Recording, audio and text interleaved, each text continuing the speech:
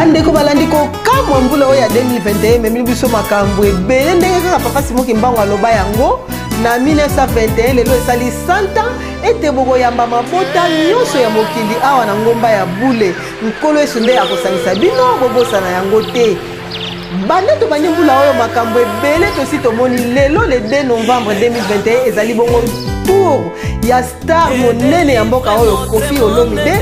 asili kokomela biso awa na kamba Yelusalemi na bandi tozali komona cortège ne yango esili kokoma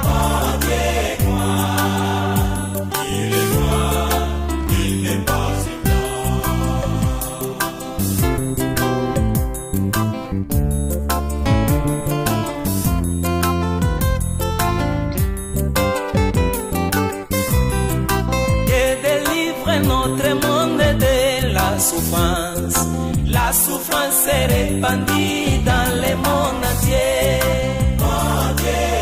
Na bokitine na motuka ayambami na protocole Alain oyo azalaka pembeni ya mokonzi ya bule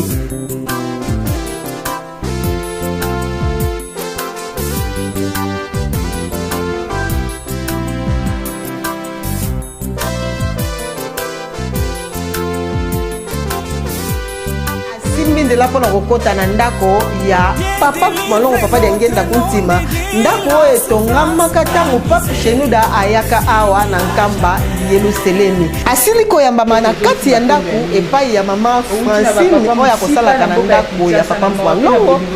nde asili kopesa libondeli ya boyei ne pamba te na nkamba Yelusalemi soki mopaya ye tokoyambaka ye na libondeli ndenge kuntimu na biso batambangisa ezali azali liloba ya kopesa te na bokomine awa na nkamba Yelusalemi tolanda nakokoki kocontinue kovivre te kozala congolais sans kotia makolo nanga awa nazali congolais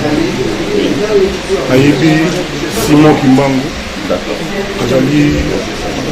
mokonzi na biso lelo naye awa epai ya chef spirituel asala nanga oyo alingi naye mpo apetola ngai naye mpo natika bosoto nyonso ye alongola ngai mpe akomisa ngai ya sika e nazopesa bino merci na accueil ndenge bozeli ngai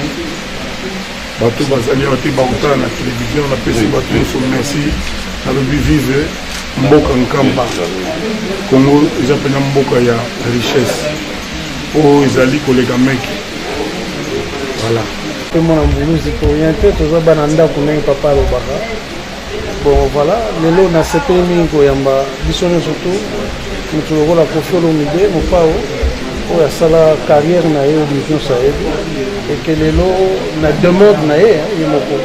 alingaki koya na nkamba donc nakokaki kaka kokokisa yango na nguya mpe ya nkolo ye moko donc matondo mingi mpe kosepela ndenge